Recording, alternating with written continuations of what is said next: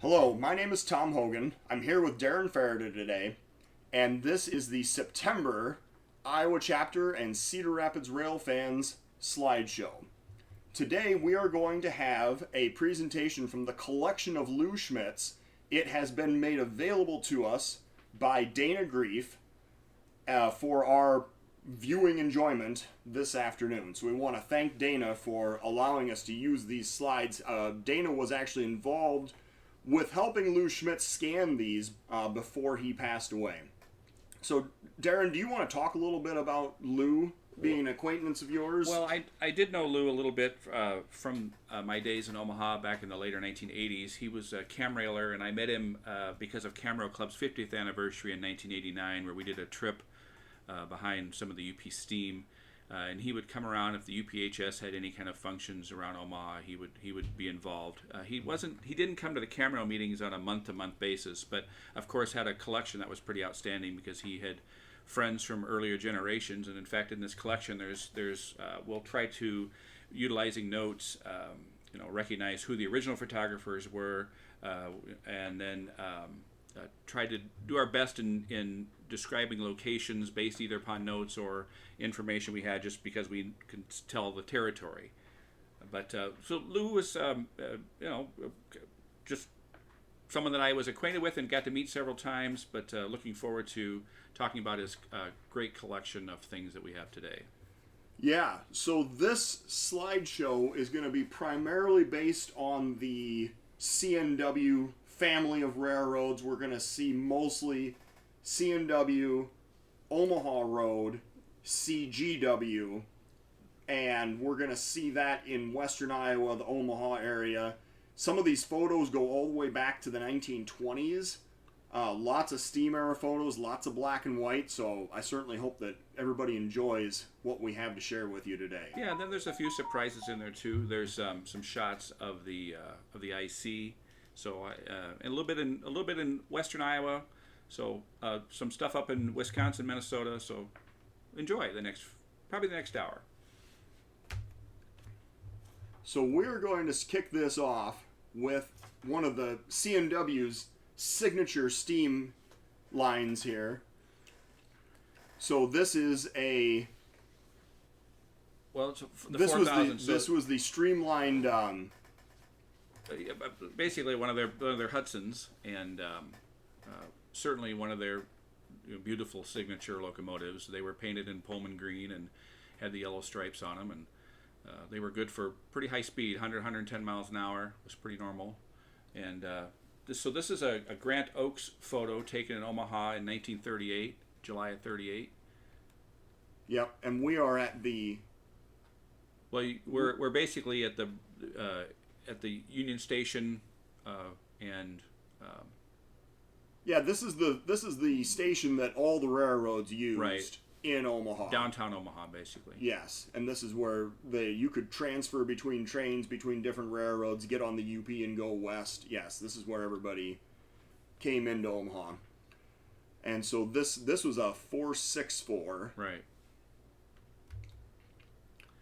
So now this photo is from 1922, and you see on the left here we actually have a coal-burning American locomotive, a 440, which I didn't even know were still in service in the 1920s. And then on the right side we have a passenger train. It looks like an Atlantic, a Pacific, yes, a 462. So this shot is taken in Fremont. It says that in 22 by a fellow named J. Foster Adams. I have no idea who that was, but I'm glad he captured the image for sure. Yes. Look at the old Woodside boxcars in the back. And oh yeah. Yeah. You can just barely see a Cella-story roof passenger coach there. Yeah. Yes. So it's an Omaha Road engine, the 290. It's class G1. This was taken in Sioux City. This is a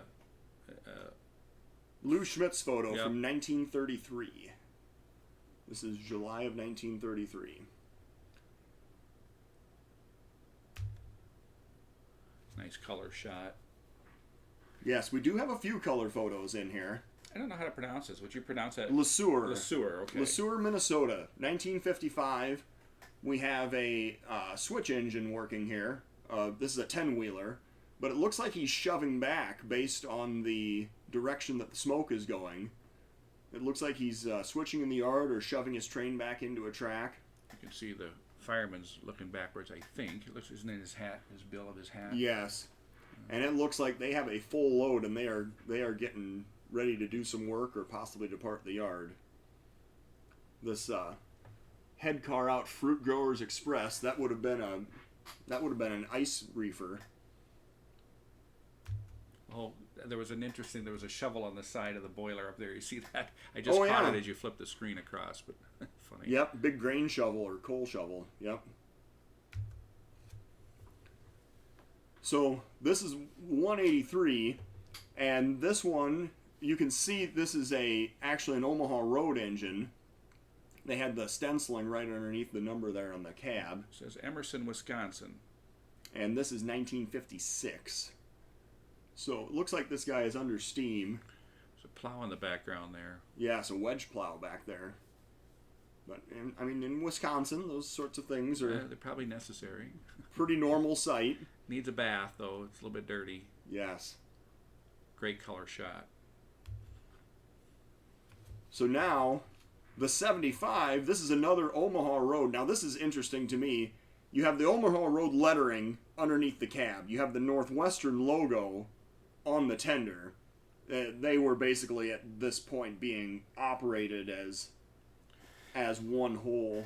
Yeah, that was a pretty standard paint scheme, but little 060 taking on some water here. This was Monaco, Wisconsin, in 1954. Carl, how do you pronounce that last name? Heil? Heil or Hale? Hehl?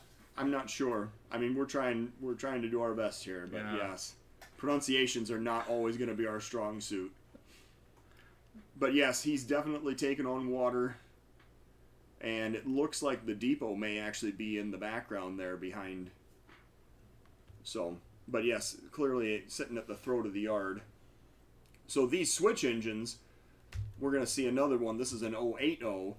These switch engines, they had very small wheels and no leading truck, no trailing truck to support the firebox. They were designed to go down customer spurs, go through tight corners, and basically get in just about anywhere with the short wheelbase and small wheels that they used. Yeah, with drivers that small, they sound like they're going 75 miles an hour through the yard. I'm sure they did. Especially on the jointed rail, bouncing through the yard on those. Did we mention this is in St. Paul, by the way? I didn't remember. Yeah, this is an 080, and we're in St. Paul. 1955. Yep. And this is actually a Lou Schimtz photo. So this would be a consolidation, a 280. And we are in Superior on this one. Yeah, Superior, Wisconsin. 1955. Looks like a Lou Schimtz image. Yep, it looks like he is in the pits area, or the shop area, based on all the oil barrels that are nearby and the buildings. Wooden gun back there. Yeah, and you can see some of the early diesel power wedged in between the buildings there on the back side as well. Sure. So, yes, we're in Itasca, Superior, Wisconsin. This is in Hudson, Wisconsin. It's a 282. Lou Schimtz shot in 1955. Yep. And this guy, again, he looks like he's loaded up and ready to head out on his next assignment. Full load of coal there in the back.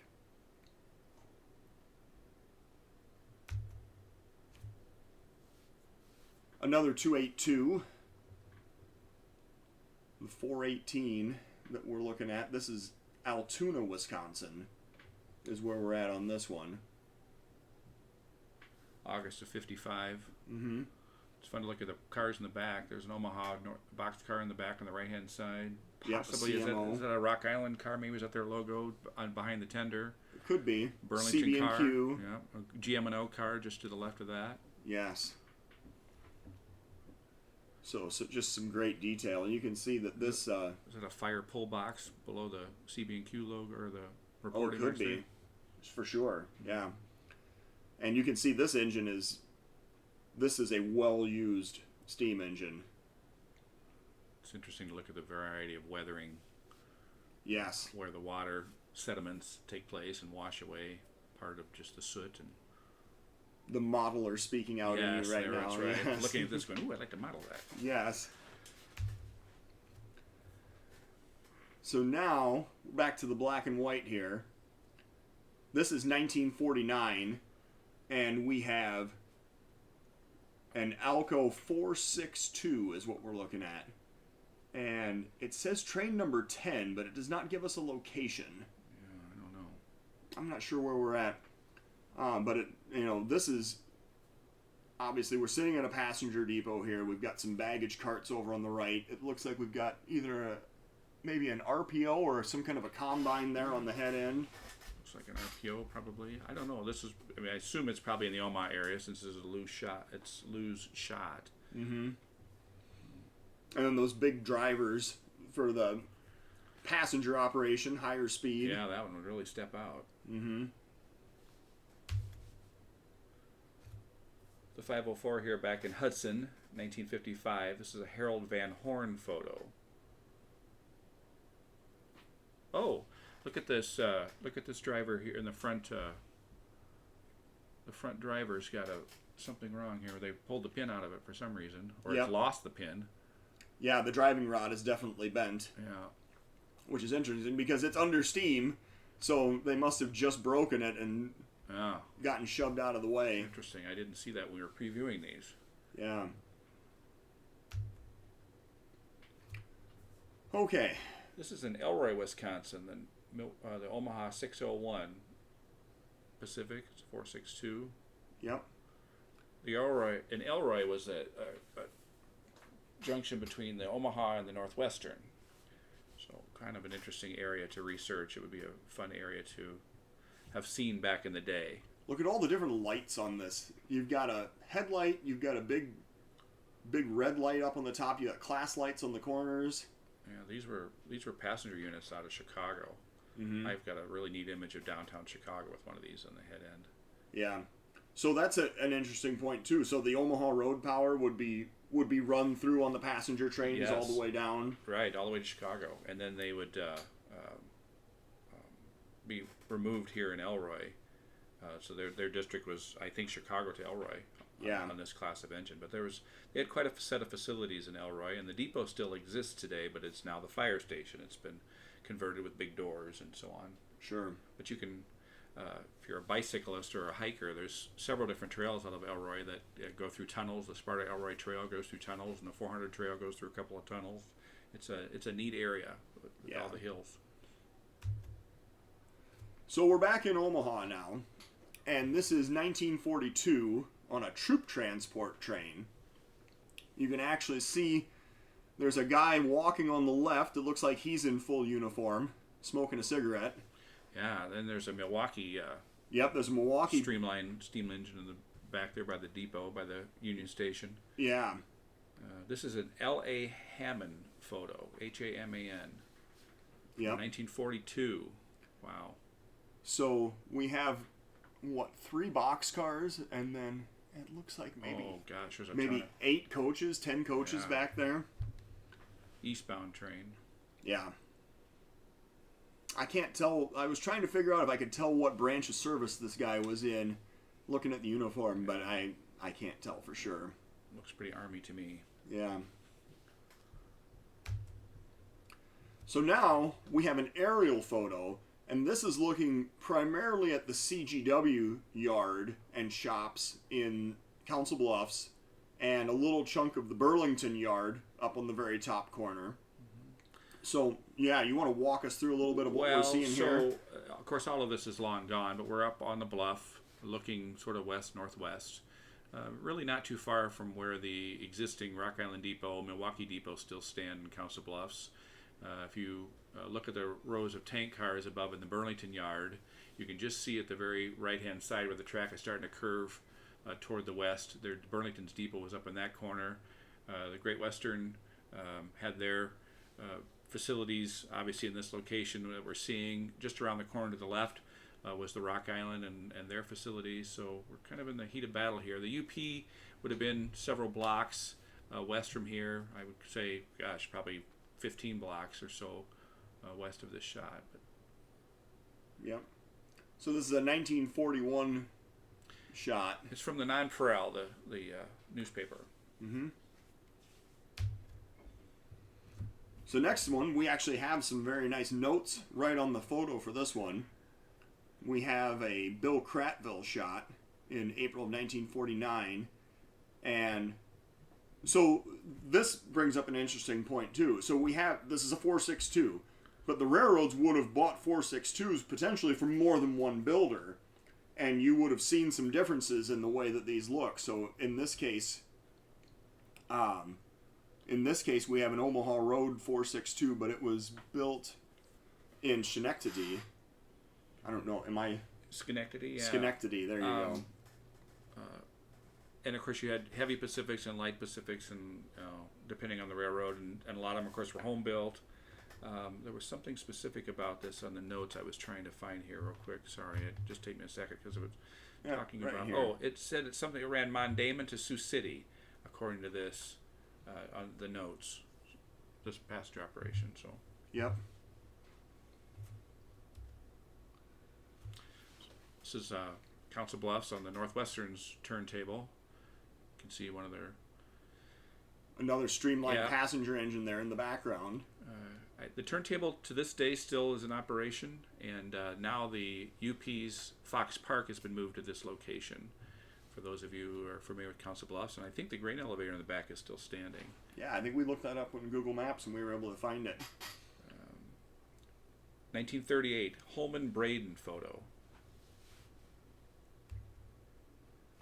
So next up, we're actually at the original Council Bluffs passenger depot. And this is the kind of quintessential steam power, the 484. It's on the Pacific Limited train, 1937. Another Holman Braden photo. Rods down, very nice photograph. Mm-hmm. I think those were handsome locomotives. I think they were. Again, you can see the Mars light up there. And Yep. Mars light, class lights, headlights, every kind of light you could want. The 333 was a Great Western engine. And you can just barely see there's a very faded Corn Belt Route logo back there on the tender. I didn't really notice till now. They don't really have any kind of a cow catch or anything. They just have a pilot. Uh-huh. Taken in 1948. It said it was just after an Omaha transfer run at 4 p.m. Bill Kratville photo. Yeah, this is another one where it looks like he's shoving back based on the way the steam is leaving the stack there. It looks like he's shoving back. Unless it's just a bit of a wind. It also looks like maybe it's just, it might be just wind at the ready track there. Yep. Neat. And here we have another CGW steamer. Looks like doing some yard work. Yeah, not much information on this. It just say Council Bluffs. You can sort of see the Lost Hills in the background. You know, I wonder if they were foregoing that because these are both switch engines. I mean, you can see it makes more tying sense. onto the head end. Yeah, a lot better to ride. But I think that bluff in the background, where the photo was taken before, where we had the overview of the terminal facilities. Yes, and this guy is clearly at the throat of the yard with the switches or tracks coming together here. Right. So now this is another, early or late passenger operation, I should say. The motor car. Pardon me. These are the types of motor cars that Milwaukee operated. Some of these. Oh gosh, Rock Island had them a lot, or Burlington had a lot of them. But, yes. Certainly smaller for shorter runs, but this is a pretty good sized train for a 2-axle pull. This is at the Webster Street station, 1939. A Bernie Corbin shot. Bernie was a famous photographer from Red Oak, Iowa, who worked for a company that did printing, did lots of different calendars and things, and he was primarily known for his CB&Q images through Red Oak, and a fantastic O-scale modeler. Bernie was passed away in the like 1987 or so, I would say. Yeah. Super nice guy. So now with this consist here, we've got 3 cars being pulled by a motor car, which is probably about the limit That's of what a it pretty could good have pull. done. So the first car looks like an RPO. You can see where it has the hook on the side to capture mail on the fly, and I'm sure Yep. this wasn't going 70 miles an hour. Probably toddled down a branch line at 30. Yes. And it looks like a shorty coach and another baggage car back there. In fact, is that next car separated or is that box car connected? It's separated. Okay. They might be shoving back to it. I don't know. It might just be sitting there on the end of the track. I mean, 3-4 coaches or cars is about all these things could really handle to begin with. So, this is in Council Bluffs, the Northwestern 1026 442. yes. Look at those massive drivers on Yeah, it. it looks like it could really go. Yeah. Lou Schimtz shot here. Yeah, that's, this is another point too. Looking at the big wheels on the high-speed engines versus the small wheels on the switch engines. A lot of detail to be seen in these. Wow. And we're back at Council Bluffs passenger depot again, but a little bit different time period. Yep, here's another Pacific, the 462. Taken in 1948 as a Jack Pfeiffer shot. Jack Pfeiffer, sorry, I know how to pronounce his name. Jack wrote a lot of books on the UP also. So this passenger depot is not the one that's still standing in Council Bluffs. No. This was the Northwestern station. It's long gone. Right. This was fairly close to where the today the Golden Spike exhibit stands. Yes, the museum is now. Yeah, well, it's actually just the spike itself. There's not really a museum there. Oh, okay. So, but close to milepost 0 of the UP. Here we have an 060 switch engine. This is in Sioux City in 1954. Mm-hmm. Tiny little tender on it. You see how high they stack the coal on there to make a little mountain out of it. Try to keep it from sliding down the sides. Yeah. But yes, this is clearly... This guy probably didn't make it out of the yard very often in his career. 46. Yeah, and you can look again at this one. The front end is literally, there's no pilot or anything. It's literally just a... Little 060. Yep. This one says this was the last steam switcher assigned to Omaha on this line, May of 1954. Okay. In an Omaha route engine, if I didn't say that before. Yeah. Oh, we're back to the Great Western again. The 753 is a 282, taken in Council Bluffs in 1957 by Carl Heil.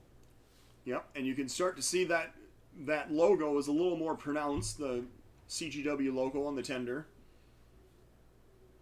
They were pretty. They didn't have a lot of appliances hanging all over their locomotives. They had very clean lines. Mm-hmm. And this guy looks like he's probably getting ready to depart. I Actually, think a little bit of. Yep, just literally. Just open the cylinder cocks and he's ready to head out. Same spot, the 750, taken in also in April '47 by Carl Heil. Yep. Freight house there in the background looks like with some boxcars being loaded or unloaded. And the coloration on some of these, this is a great point too that should really probably be brought up. You see the difference in the coloration in some of these black and white photos. Yeah. It really kind of brings up the whole conversation about preservation and making sure that anybody that's out there that has photos to scan, to get them scanned. Yeah, at least you stop the process of the disintegration. Right. Because these, we're very fortunate to have these slides and have them so well preserved, but there's many, many cases where this just doesn't happen. Yeah, right. If you've got slides that are starting to get cancerous or whatever, get them scanned. At least you can preserve them that way, even if you don't, if you choose to keep the slide, of course, but stop that process by at least getting it scanned. Right. Oh, this is neat.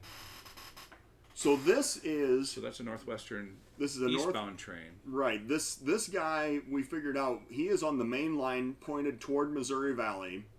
The rear of his train is coaches, which are being loaded down by the platform. And here on the head end, we're loading an RPO and some baggage into the first 3 cars. Right. So this is in Council Bluffs. very close to what now is the Golden Spike Monument. The Webster Street Station, I think, is what they called that. Yes. And here we have a transfer move being made. We have a diesel switch engine actually pulling. They're spotting a train to go east, so they're coming across the river there into Omaha, Tower A. Yeah, so you want to share with us your vignette about Tower A? So there was the signal maintainer for Tower A was an old guy named Ray Lowry when I knew him in the late 1980s, and Ray told me this great story because I always asked him how in the world did the railroads keep track of who went across their bridges and how to, because the bridge was owned by the UP, and he said in Tower A there was a set of push buttons, and when the a train would pass through, the operator punched the button that might have said Chicago Northwestern, or might have said Burlington, or it might have said, of course, Union Pacific, and so on. And then there was an axle counter, and their charges were based upon the number of axles across the bridge, depending on how the operator pushed the buttons. So he's just coming into the throat of Union Station on the Omaha side. You're looking east. There's a lot of really neat looking signals here too. They're low, they're like a semaphore that rotates. Right. And then you've got the high semaphores coming off the bridge. And then what is this black box-looking thing? It looks like that there was some kind of an indication that could tell you what track you were going to. I think that probably had a series of lights or maybe even numbers. I've seen them in other locations. I don't know specifically about this one. But this bridge is still the one in use today. It's held up for all these years. Yep. A lot of traffic through here.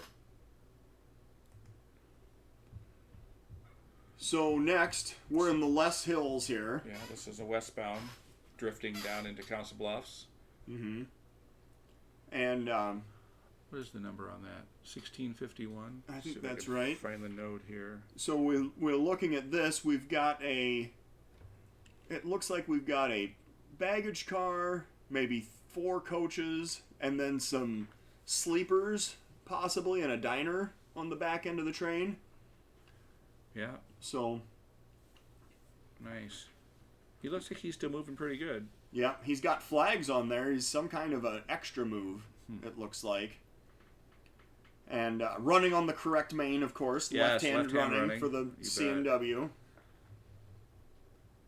So, yeah, I think that's a pretty neat shot right there.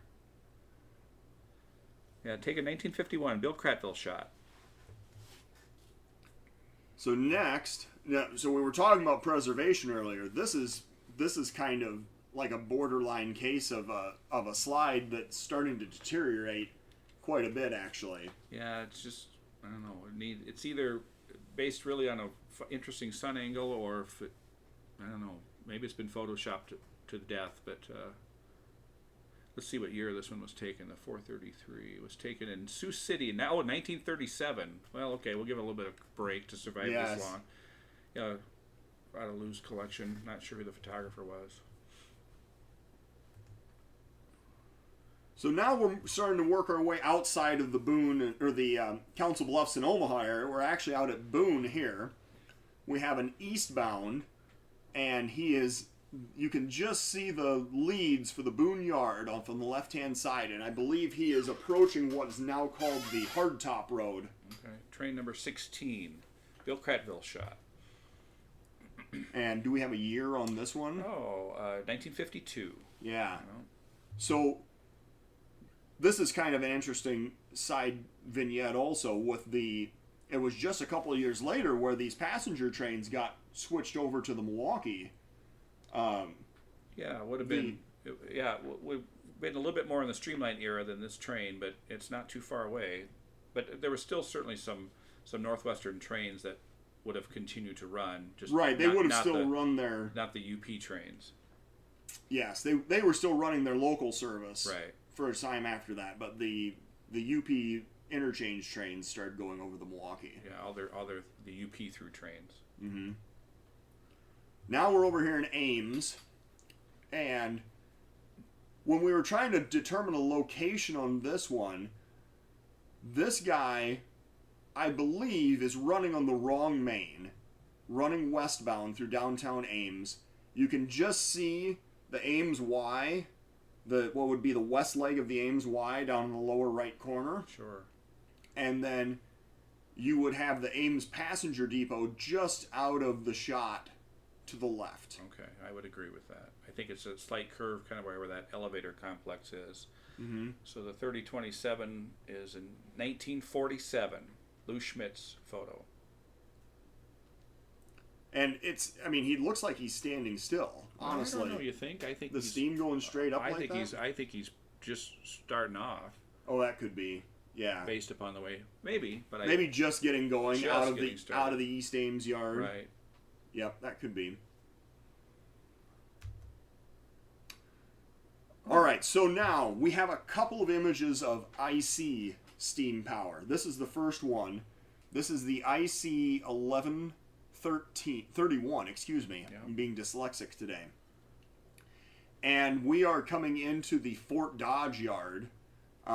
The CGW overpass would actually be behind the photographer in this case, but he's coming into Fort Dodge here, and with kind of a mixed passenger train. So Lou Schimtz shot, but no date.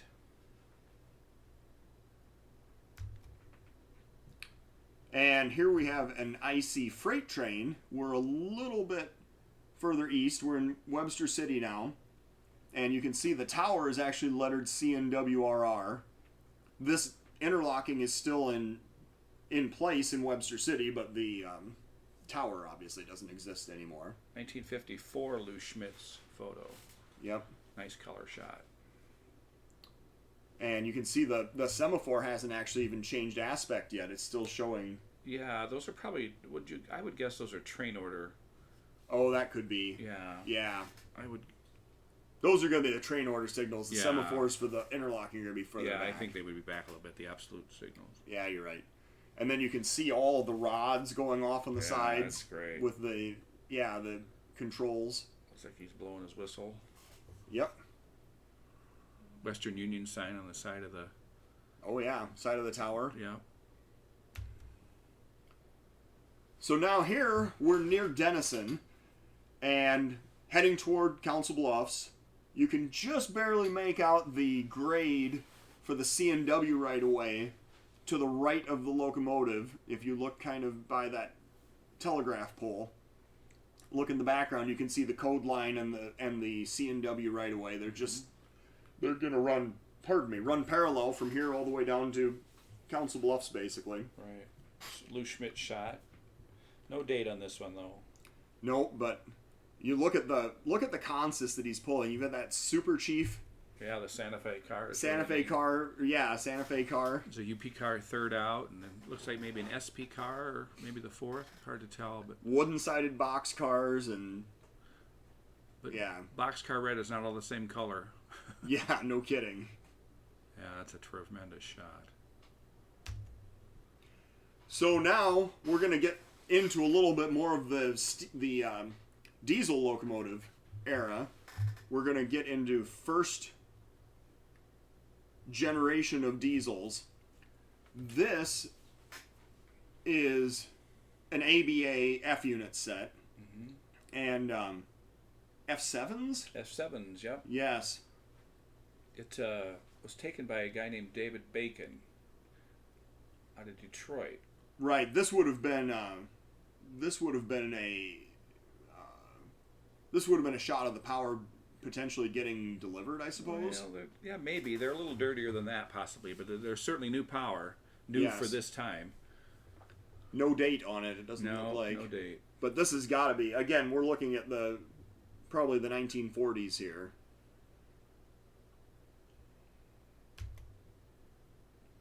And now we've got color F units, which is just an absolutely amazing. So this is the Omaha Road livery. You can just see on the nose here CSTM. Yeah. And O. And do we have a location on this one also? This is Omaha at the Freight House Okay. in 1953. So it would be the Freight House in their yard was on the very north end of Omaha, kind of up where 680 is now. Yeah, so again, just some amazing detail with these early F units with the portals and the chicken wire going along the sides. Lou Schimtz shot in August of 65. Possibly train 13. Okay. This is a builder photo, but this was this is a Jeep 7, probably one of the first ones that the CNW received. And you look at the route of the streamliners there on the side. This is an Omaha Road. This is an Omaha engine now. Yeah, I hadn't caught that before. That big CNW herald on the side. Yeah. You have to really pay attention to those. Yeah, you have to look for the detail to be able to see. But yeah, so a Jeep 7.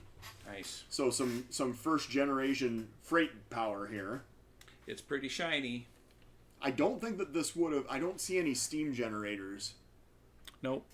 I don't think that this would have ever been in passenger service. No dynamic brakes. Right. But I don't know if this was in LaGrange. It looks like with all the tracks, it's possible that it's LaGrange. I would say that's a very high likelihood, yes. Mm-hmm. So now we have some CGW. The 150. Is this this is another F7? This is train I believe. 13 at CGW Junction in Council Bluffs in 1965. Yeah. Lou Schimtz photo. Short passenger train. We're kind of at the end of CGW passenger operations here also. We're very close to the end. And something different with that last car with the 3 stripes along the side. It was just with their coaches. They didn't get a more modern paint scheme. I guess it just ended up with the originals, the original builder's colors. Yeah. It's interesting to see the difference in height of that car versus the for cars. sure. Well, I guess the other ones are all modernized heavyweights. That might explain it. So. Yeah. So we're back in Omaha now, and we have some more passenger power at the depot. Yep, this is 1964 in Omaha from Gordon Lloyd. Train number 14. CGW on one side, Burlington on the other. Yep, you can see the Burlington Depot in the background there. And this Burlington Depot, is this what Amtrak still uses today? So the building is owned by the television station, and so they've restored it, and it's really pretty striking. They've got it all lit up, so at night you look over from 10th Street, and it's this just wonderful lit up and cleaned up building, and they do their television station there. So Amtrak has a kind of an Am Shack on the side of it, just a little bit east of the station. So now we're in Hudson, Wisconsin. I have never seen a depot painted in full CNW colors before. This is just fascinating to me. Yeah, I don't know much about the background of Northwestern and Omaha route stations, but it does seem a little unusual in this scheme. Others, I'm sure people could comment and tell us that this happened all the time, but 1958 yes. in Hudson. Needs a few shingles. Yeah. Definitely missing a few shingles. I like the baggage carts and the oil drum on the side for fuel, oil. People waiting for a passenger train to show up. Yep. Nice train out aboard. So now, this is Omaha Road Freight Station, but we are in Minneapolis now, yes. 1973, Joel Boucher shot. Yeah. Oh gosh, there's a Pinto there. I didn't even Pinto, a couple of Novas, it looks like. Yeah.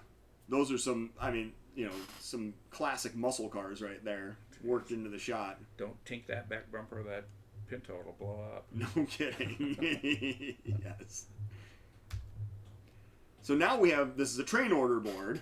So this would have been another part of steam operations where this would have been an indication to the crew on the train to get more train orders as they went by the depot. Right. This is said it's in Amboy, Minnesota, 1980. So I don't know if this was a restoration or if it was just something Lou was lucky enough to see. I don't know. It looks like it's pretty well taken care of. Yeah, it really does. Very cool. Oh, neat. Semaphore signals. So this is on the Omaha west of Knapp, Wisconsin in 1957. Yes. We're lined up clear in both directions, but no trains to be seen. Yeah. Automatic block signals. Mm-hmm. What's interesting is they had right-hand running. On this part, yes. In Iowa, it was left-hand running. Yeah, but if you're on the Omaha, I assume maybe On the Omaha, it was right-hand right-hand running. Yeah. Yes. Wigwag signal. This is another. You just don't see hardly any of these left anymore. No. I know there was a huge to-do made when there was a set of wigwags that came down in eastern Wisconsin last year. And I think it was the last set that was on the C&W. Oh, sure. Well, and the last one that was on the main line of the Santa Fe came down there in Colorado. I was in California just recently, and there's still some wigwags in, I think it's Santa Cruz, that were kind of interesting. This particular set's in Windham, Minnesota in 1980. Nice. All right, so we wanted to talk a little bit about what actually went into a passenger train at this time frame. And so we're going to see some examples from couple of different railroads, but this is just your standard coach car. 3 axles on each truck give the passengers a little smoother ride. Yep, heavyweight car. Yep. A lot of times the floors were actually cast concrete or poured concrete, so they were truly heavy cars. Yes. This was taken in the Bluffs in 1961. Right. So the idea of a heavyweight car was that it would ride nicer. Oh, It had a low center of gravity, and it would give a nice smooth ride to the passengers. And here we have earlier a Celestory roof coach with 2 axle trucks. Yeah, a little bit shorter car, probably used for branch line service or short service. Mm-hmm. This was taken in Sioux City in 1952.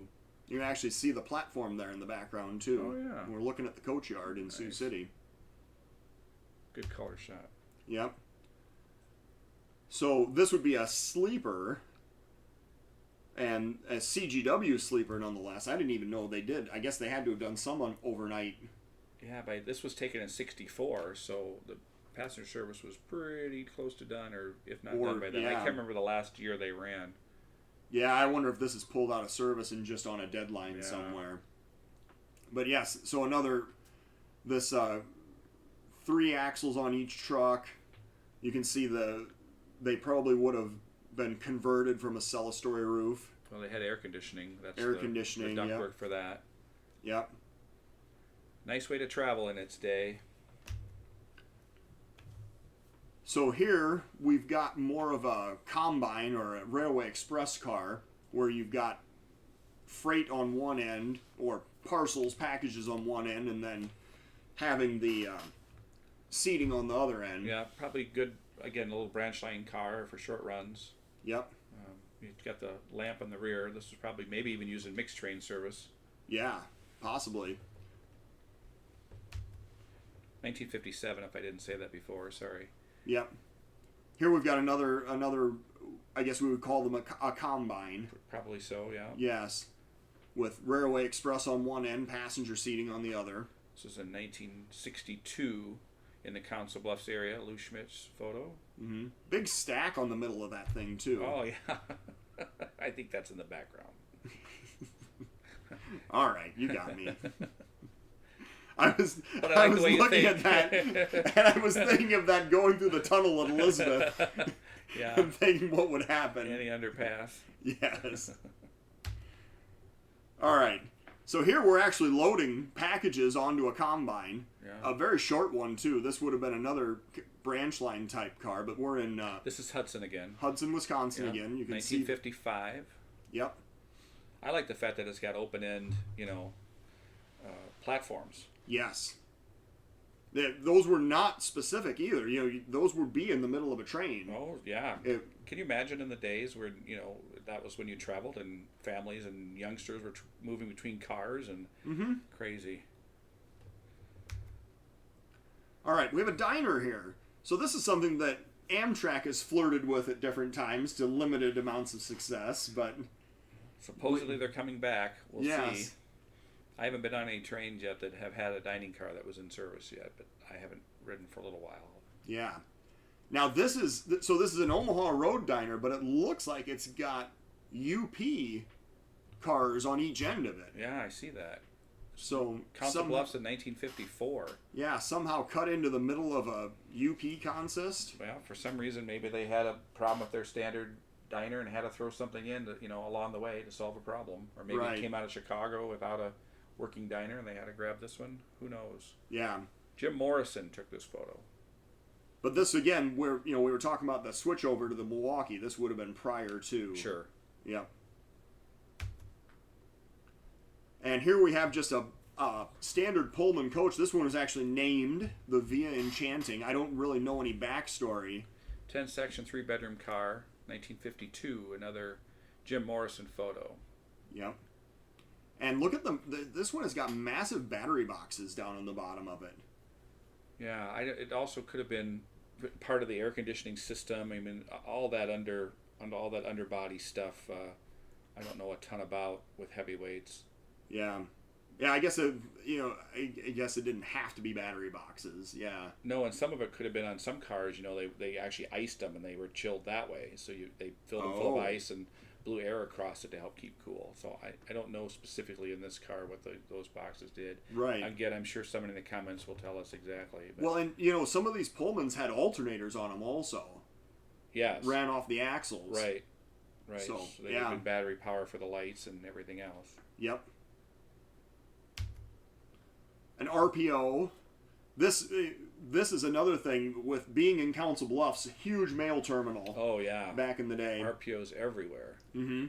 There was the transfer over in the Bluffs was kind of the place in the Midwest that mail was moved around. Right. This is an RPO car taken in the Bluffs in 1959 by Lou. And you can see the arm on the left side there. Oh yeah, for catching. That would have been used for platform transfers. All right, so getting into some diesel switchers now. We've got we kind of debated exactly what to call it, but yeah, I think clearly is this a 65-ton or a 50-ton? It's bigger than a 44-ton engine, but I don't know enough about them. This was taken in Chicago in 1960. So a center cab, steeple cab, however you would describe it. But yes, this, again, first generation diesel power that we're looking at here. Look at the cars in the background. Mop car and... Mm-hmm. C&W car. Can't tell what the one on the left is, but can't quite either. But we're in the steel box car time frame now. For sure. First generation EMD. Yeah. SW1. Back at Hudson. Yeah, I believe this is an SW1. 660 horsepower. Mm-hmm. 1955. Yes. Wow. Switching in front of the passenger platform here. Yeah, wooden boxcar there is pretty neat. So, route of the 400. This is Baldwin, yes. Baldwin switch engine. And, one of the things that, and I know I've brought this up before in other shows, but I really do think that the V stripes on the ends of the locomotives on these C&Ws, I really feel like I wish they would have used that more. Oh yeah, that's neat. Yeah. So this was taken in 1954 in Council Bluffs. It's a Lou shot. Yeah, it looks like these guys are jockeying around either a single car or an entire passenger train, getting it in position. It's pretty clean though. Look how well they kept that unit up. Yeah, it's either brand new or well maintained. Yeah. Yes. So here we have a little dirtier engine, but still, route of the Streamliners, written on the side there. Just the amazing livery that they used, and the logos that they would put right on the side of the engines at the time. And yeah, I liked all those sayings where they put their catchphrases. Yes. Route of the Streamliners. It's a good one. Everywhere West is a better one. Yes. So, and this is another Baldwin switcher. Taken in 1958 in Council Bluffs. Here we've got some Fairbanks Morse power. Back in Hudson. Mm-hmm. And it looks like a pair of them, actually, switching together. 1958. Oh, you know what? That second one, this first one that's up front here, that's Fairbanks Morse. That second one, that's something different. Well, I think it's a difference of one being an Omaha and one being a Northwestern engine, isn't it? Oh, maybe they have the same trucks. I think they're the same. All right. Alco switch engine. We've got an RS here. Omaha Road again. This guy's a little more beat up. Lived a little tougher life, it looks like. In Sioux City. Yes. 1961. Loose shot. And a black and white RS. This is a Harold Ranks photo of the Alco. No date, though. Yep. Doing some yard switching here again. So, some freight cars that you would have seen back in this time frame. This is a very small, probably one of the first steel tankers that was built. Yeah, what is that build date on there? Can you read that? Does that say 21? Or does that say 11? It looks like 11. Wow. It looks like built 1 of 11. That's what I think it says. And what year? Well, this, let's see. This is tank 251. This is taken in Council Bluffs in 1962. Okay. It had undergone some kind of a rebuild in 1951. Yes. Andrews trucks. Yeah, it's actually got wooden platforms along the sides there. But we think that at this point, this probably would have been in company service. Probably fuel service. Yeah, fuel service. Yeah. Not for interchange at this point. It's cool. Here's a more modern tanker. And you can see the CGW, their final logo there. Now this is also in 1950. I'm sorry, this one's in 1956. The other one was 62. Yes. I think this one's brand new. It even says 1 of 56. So. I mean, we could. This literally looks like it could be January or February. Yeah. Smelling the paint. Oh yeah. So here's another example. These are steel box cars. Yeah, an express but box. We're in system merchandise service only. This is taken in 1955 in Council Bluffs. Mm-hmm. 2 of these actually, back to back. Oh yeah. Yeah, probably hauled materials all over the place. Yep. And this built date, 1931 on these. Yeah. Very neat. Oh, cool. And here... So this express box is in Hudson again. Now, looking at the build date, does that say maybe 41? 41, okay. Yep. And then in 1955, Hudson rebuilt this car, and according to this date, it was 12 of 55. So yeah. So this is basically fresh out of the shops. Well, I correct that. It was 8 of 55. So again, this one is basically out of the shops. Yeah. Yep. Express boxcar, Hudson, Wisconsin, 8/22 of 55. Wow. Yeah. I like the trucks under there. So we were having a little bit of a debate about this earlier because this is clearly a cattle car or stock car. Stock car, yep. And I have never before seen a C&W stock car that was actually painted green and gold. I find this to just be fascinating. And this is sitting in a yard, right? It's not sitting out we're not loading cattle onto this at this moment. This is in Council Bluffs in 1954. And of course the debate was that I said I only think of Northwestern stock cars as being, yellow and green. Right. But then we go over here and we have this kind of rusty red color stock cars. And this is much more what I associate.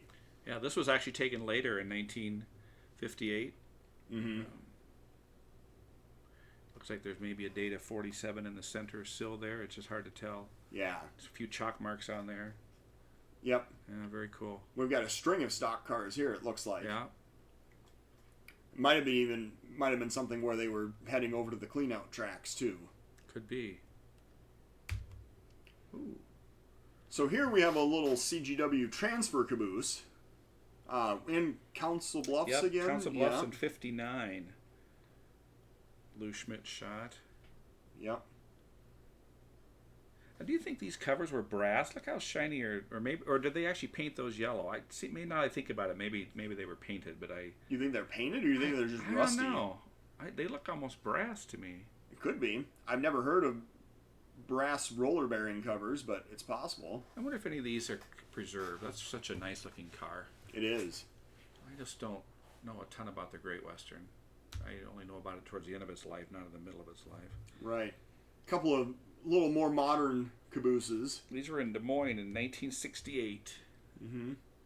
Nice Penske boxcar logo. Yeah. Boxcar and logo, I should say. And then this seemed kind of like a one-off paint scheme. Was this the as-delivered paint scheme? Possibly. This is 1955 Carl Heil photo in Council Bluffs. I think they were delivered in this scheme initially. But yeah, and then you think they were repainted to the last photo that we saw? I think so. Yeah. Again, my knowledge of CGW is not on par with what it should be for a Northwestern type program. And here we have a steam wrecker, and then the company flat car that would have traveled with it. Nice coach in the background there. It's probably retired by now. This is 1962. Yeah, I would guess that those coaches were probably in camp service at this point. And this guy is just waiting his next assignment to go clean up a wreck somewhere. But this is another thing, too. You know, there was no Holter at the time. Right. The railroads would go out and clean up their own messes, and they'd take 2-3 steam wreckers out there and start picking up cars or pushing them out of the way. So next, kind of a little blurrier shot, but we have a C&W. Looks like a mail train with a couple mail RPOs train and mail storage cars back there. I mean, almost a solid mail train from what we can see here. This is train number 6, it says. Yep, eastbound. First section, north of Council Bluffs in June of 52, a Bill Cratville shot. Mm-hmm. And even for using a mail train, they still use the streamlined steam power on it. Nice. Yeah, he looks like he's moving out. Whistle blowing. He looks like he could be working pretty hard, working his way up grade here. Running on the correct main. And then our final shot of the day. There is just so much detail in this shot. So many amazing things to look at. You've got the kid on the tricycle down in the front. Yeah, that's great. Look how close he is and how beat up that sidewalk is. Yeah. The engineer's looking right down at him like he could almost be talking to him. Yeah. The kid seems like he's just in awe. Now, it's possible, now I think about it, of course, he stopped at the station. Yes. So there's not really a fear that the kid has gone in front of the train. This is in Council Bluffs in 1947, H.J. McCord shot. Mm-hmm. It says it's train 21, but I think it's an eastbound train, so... Right, 21 would normally indicate a westbound. I would assume a westbound train, right? But yeah. Yeah, there's so many neat details in this shot. There's a guy in the background there, too. Yeah, standing near the tender. He's got his suspenders on, holding his pants up. You can see a elevated tower back there. Yeah, that tower probably would have controlled some of the crossing gates. I would assume that's exactly what it was doing. Yep. And it possibly, I don't know, maybe it had something to do with some of the orders for the junction back there. But yeah, this is just a tremendous shot. And I think this is our last one for this series. Is that right? This is our last photo, yes. All right. So, yes, well, thank you, everyone. We certainly hope that everybody enjoyed the show. Next month is going to be October, which is going to be Keith Graber. He's going to have a program with some branch line Western Iowa shots for us. That's what his program is going to primarily focus on. And obviously, because it's September, I'm going to point out that when you see this program, several of the local railfan groups will have already started or be close to resuming meetings again. So, Cedar Rapids railfans, Ames railfans, potentially even Cedar Falls railfans that I'd heard that they might be getting back together as well. So, if your local groups are meeting, obviously try to get out and enjoy some of that also. Because there's a lot of people with presentations they've been sitting on waiting to share with people. But with that, it's our intent to continue to do these programs despite the local groups getting back together. So as long as we can continue to get good programs, and Tom is willing to put some of this together, look forward to at least 1 or 2 online monthly programs to continue from the Iowa chapter. Yes, I actually have programs lined up all the way through March of 2022 right now. So we have a full 6 months of shows coming, and I'm going to keep lining them up as long as there's people interested. I'm happy to keep making this happen. So thank you for everyone for joining us today. Bye-bye.